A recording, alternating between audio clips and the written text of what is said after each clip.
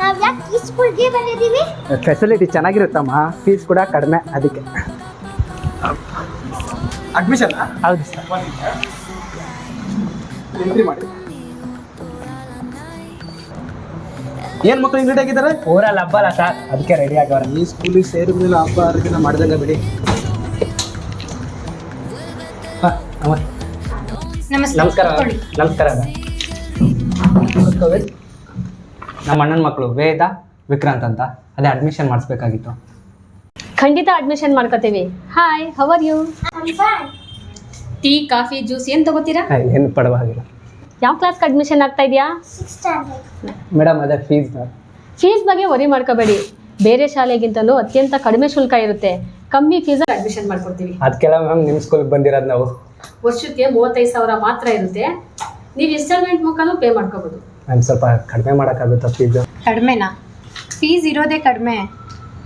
ಬಡವ್ರಿಗೆ ಮತ್ತೆ middle class ಜನಕ್ಕೆ ಅನುಕೂಲ ಆಗಲಿ ಅಂತಲೇ ನಮ್ಮ ಶಾಲೆಯಲ್ಲಿ ಕಡಿಮೆ ಫೀಸ್ ಇಟ್ಟಿದ್ದೀವಿ. ಹೌದು ಮೇಡಮ್, ಅದರಲ್ಲೇನು ಡೌಟ್ ಇಲ್ಲ. ಎಲ್ಲ ಕಡೆ ವಿಚಾರಿಸ್ಕೊಂಡೆ ಕೊನೆದಾಗಿ ನಿಮ್ಮ ಹತ್ರ ಬಂದಿದ್ದು. ಆದರೂ ಸ್ವಲ್ಪ ಫೀಸು ಕಡಿಮೆ ಮಾಡೋಕ್ಕಾಗುತ್ತೆ ಸರ್.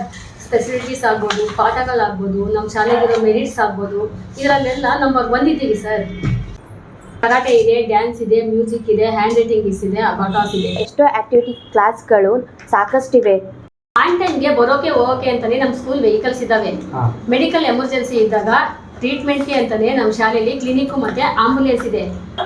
ಸೇರಿಸಿ, ಮಗಳಿಗೆ ಒಳ್ಳೆ ಫ್ಯೂಚರ್ ಇದೆ, ಇವಾಗಲೇ ಅಡ್ಮಿಷನ್ ಮಾಡಿಸಿ. ಓಕೆ ಮೇಡಮ್, ಇವತ್ತು ವಿಚಾರಿಸ್ಕೊಂಡು ಹೋಗೋಣ ಅಂತ ಬಂದ್ವಿ. 3 ದಿನ ಟೈಮ್ ಕೊಡಿ, ದುಡ್ಡು ಅಡ್ಜಸ್ಟ್ ಮಾಡ್ಕೊಂಡು ಬರ್ತೀವಿ ಮ್ಯಾಮ್. ಪರವಾಗಿಲ್ಲ, 3 ದಿನ ಬಿಟ್ಟು ಬನ್ನಿ. Okay, thank you madam. Sir, 1 ನಿಮಿಷ. ಹಾಂ ಮೇಡಮ್. ನಿಮ್ಮ ಮಗಳನ್ನ ನಮ್ಮ ಶಾಲೆಗೆ ಅಡ್ಮಿಷನ್ ಮಾಡಿದ್ಮೇಲೆ ಕೆಲವೊಂದು ರೂಲ್ಸ್ನ ಫಾಲೋ ಮಾಡಬೇಕಾಗುತ್ತೆ ಸರ್. ಏನು ಹೇಳಿ ಮೇಡಮ್? ಈ ಥರ ಬಳೆ ಬಟ್ಟು ಇದನ್ನೆಲ್ಲ ಹಾಕೋ ಬರಂಗಿಲ್ಲ ಸರ್. ಇಲ್ಲಿ ಎಲ್ಲರೂ ಈಕ್ವಲ್ ಆಗಿರಬೇಕು. ಹೌದಾ? ಯಾಕೆ ಮೇಡಮ್? ಯಾಕಂತ ಕೇಳಬಾರ್ದು. Okay, thank you.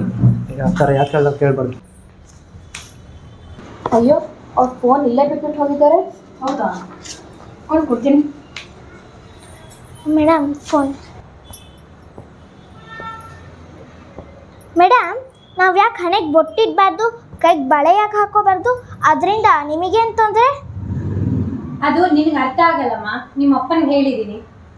ನನಗೆ ಯಾಕೆ ಅರ್ಥ ಆಗಲ್ಲ ಮೇಡಮ್? ನೀವು ಕಲಿಸೋ 6 ಸಬ್ಜೆಕ್ಟ್ ಜೊತೆ ಡ್ಯಾನ್ಸ್, ಸ್ಕೇಟಿಂಗ್, ಸ್ಪೋರ್ಟ್ಸ್ ಇದೆಲ್ಲ ಕಲಿಯೋ ನನಗೆ ಇದನ್ನು ನೀವು ಯಾಕೆ ಹೇಳ್ತಿದ್ದೀರಾ ಅಂತ ನಂಗೆ ಅರ್ಥ ಆಗಲ್ವಾ?